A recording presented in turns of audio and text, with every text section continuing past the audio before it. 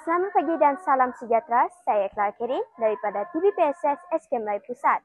Pada hari ini, saya berada di RTM Limbang.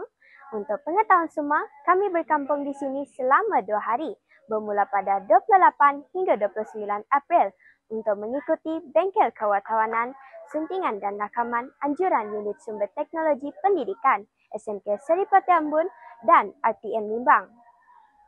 Sepanjang kursus ini, kami didedahkan kepada asas-asas kewartawanan seperti teknik menulis berita, etika wartawan dan cara mengumpul maklumat dengan tepat. Selain itu, kami juga belajar tentang teknik suntingan audio dan video menggunakan perisian profesional. Selamat pagi saudari, bolehkah saudari perkenalkan diri dan juga dari sekolah mana? Baiklah, nama saya Eva Evangeline. Saya adalah wakil daripada SMK Seri Pati Ambon Limbang. Okey.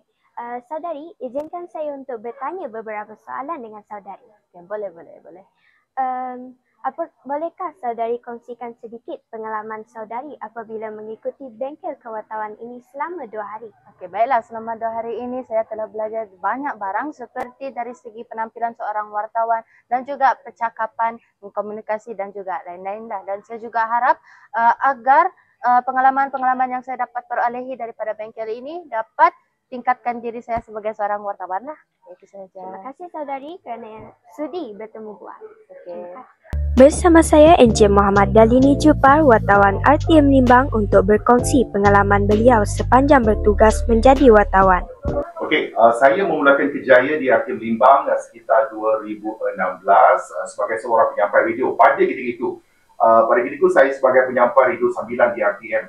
Namun selepas itu saya diserat sebagai jawatan tetap penerbit rancangan dan saya diletakkan di sini iaitu sebagai seorang wartawan. Dan banyak pengalaman yang saya tempuhi sebagai seorang wartawan dan pengalaman sebagai seorang penyampai radio. Kemudian saya terapkan sebagai seorang wartawan banyak mengajar saya. Maksudnya pengalaman sebagai seorang penyampai radio itu saya terapkan di wartawan. Namun ada sedikit perbezaan lah wartawan dan juga penyampai radio. Kalau radio, kita berada di radio saja, orang tidak melihat. Tapi wartawan, orang melihat diri kita. So maksudnya banyak benda kita kena fikir dari segi penampilan, selepas itu dari segi suara, bagaimana kita berdiri, bagaimana penguasaan bahasa itu, bagaimana kita macam sekarang, kita tengok bagaimana kita melihat saya berada di sini dan juga berdepan dengan kamera. Okey, sebagai seorang wartawan, cabaran ini memang akan ada lah, mana-mana kerja pun memang akan ada. Tapi sebagai seorang wartawan, paling penting adalah penguasaan bagaimana kita nak interview dengan orang-orang besar, nama yang perlu kita ketahui, jawatan mereka itu perlu kita tahu. Dan juga dari segi bagaimana kita nak membuat berita itu juga penting. Dan kecepatan untuk mengantar bahan itu juga penting. Sebagai contoh, event habis pukul 10. Kalau sebolehnya kita menghantar berita itu cepat. Sekejap.